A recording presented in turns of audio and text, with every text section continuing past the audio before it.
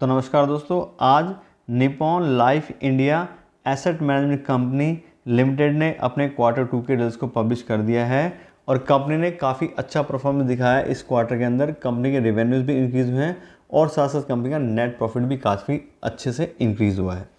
Nippon India के बारे में आपको बता दें, काफ़ी अच्छी कंपनी है। बहुत सारे म्यूचुअल फंड इनके ऐसे हैं जो काफ़ी पॉपुलर हैं इनके कस्टमर्स के अंदर। अगर हम बात करें रिजल्ट्स के बारे में, तो इस क्वार्टर में कंपनी के जो रिवेन्यूज़ आए हैं वो हैं 332 करोड़ पे, जबकि पिछले क्वार्टर में कंपनी के रिवेन्यूज़ 316 करोड़ थे और पिछले साल के सितंबर 2021 में कंपनी के जो रिवेन्यूज़ थे वो थे 328 करोड़ पे। यहाँ पे देखें तो क्वार्टर ऑन क्वार्टर बेस पे कंपनी के रिवेन्यूज़ में 5% ग्रोथ आई है और ईयर ऑन ईयर बेस पे कंपनी के रिवेन्यूज़ में 1% ग्रोथ आई है। तो कंपनी के नंबर इंक्रीज़ हुए हैं, लेकिन क्वार्टर ऑन क्वार्टर बेस पे कंपनी ने काफ़ी अच्छा परफॉर्म किया है और ईयर ऑन ईयर बेस पे देखें तो लगभग सेम से ही कंपनी के रेवेन्यू यहाँ पे दिखाई दे रहे हैं। इसके बाद बात करें कंपनी के ऑपरेटिंग प्रॉफिट की, तो इस क्वार्टर में कंपनी का ऑपरेटिंग प्रॉफिट आया है 194 करोड़ रुपीज़, जबकि पिछले क्वार्टर में ये 179 करोड़ था और पिछले साल के सितंबर 2021 क्वार्टर में कंपनी का जो ऑपरेटिंग प्रॉफिट है वो 193 करोड़ था। यहाँ पे भी देखें तो क्वार्टर ऑन क्वार्टर बेस पे कंपनी के ऑपरेटिंग प्रॉफिट में 8% ग्रोथ आई है और ईयर ऑन ईयर बेसिस पे कंपनी के ऑपरेटिंग प्रॉफिट में 1% ग्रोथ आई है। इसके अलावा बात करें कंपनी के ऑपरेटिंग प्रॉफिट मार्जिन की, तो इस क्वार्टर में कंपनी के ऑपरेटिंग प्रॉफिट मार्जिन आए हैं 58%, जबकि पिछले क्वार्टर में 57% थे और पिछले साल के सितंबर 2021 क्वार्टर में कंपनी के जो ऑपरेटिंग प्रॉफिट मार्जिन थे वो थे 59%। यहाँ पे देखें तो क्वार्टर ऑन क्वार्टर बेस पे कंपनी के जो ऑपरेटिंग प्रॉफिट मार्जिन है वो 1% इंप्रूव हुए हैं, लेकिन पिछले साल के क्वार्टर के बेस से यहाँ पे कंपनी का जो ऑपरेटिंग प्रॉफिट मार्जिन है वो 1% कम हुआ है। इसके बाद बात करें कंपनी के नेट प्रॉफिट की, तो इस क्वार्टर में कंपनी का नेट प्रॉफिट आ रहा है 206 करोड़ रुपये का, जबकि पिछले क्वार्टर में कंपनी का नेट प्रॉफिट 114 करोड़ था और पिछले साल के सितंबर 2021 में कंपनी का जो नेट प्रॉफिट था वो 214 करोड़ था। अब यहाँ पे एक क्वेश्चन बनता है कि अगर सितंबर 2022 में कंपनी के ऑपरेटिंग प्रॉफिट 194 करोड़ थे तो नेट प्रॉफिट 206 करोड़ कैसे हो सकता है कि ऑपरेटिंग प्रॉफिट से ज़्यादा नेट प्रॉफिट है। तो इसमें कंपनी ने अपनी अदर इनकम दिखाई है, इसलिए कंपनी का जो नेट प्रॉफिट है वो ऑपरेटिंग प्रॉफिट से ज़्यादा आ रहा है।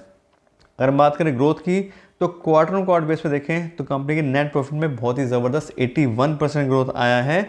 और ईयर ऑन ईयर बेस पे देखें तो वहाँ पे कंपनी का जो नेट प्रॉफिट है वो 4% से कम हुआ है। इसके अलावा बात करें कंपनी के अर्निंग पर शेयर की, तो इस क्वार्टर में कंपनी की अर्निंग पर शेयर आ रही है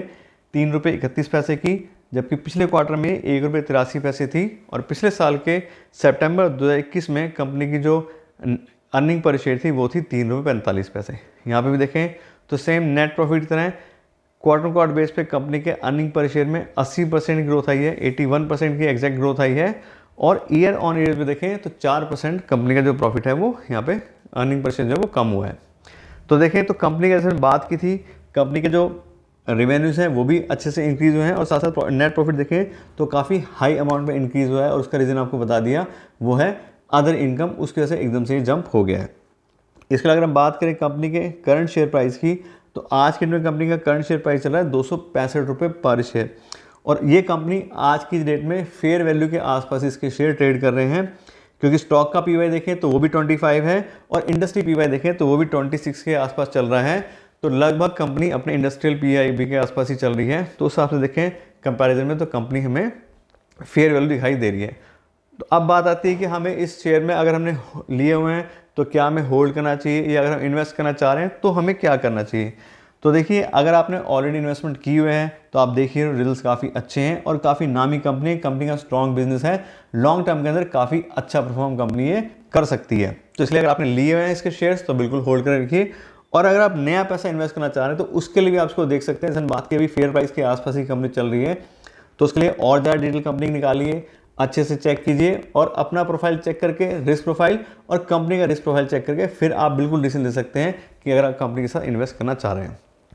तो आज की डेट में जो भी कंपनी के रिजल्ट्स आए हैं उसके बारे में आपको नॉलेज दे दी है। आशा करते हैं आपको वीडियो अच्छी लगी होगी। अगर आपको वीडियो अच्छी लगी हो तो उसको लाइक और शेयर ज़रूर कीजिएगा और साथ साथ मेरे चैनल को सब्सक्राइब कर लीजिएगा। Thank you so much.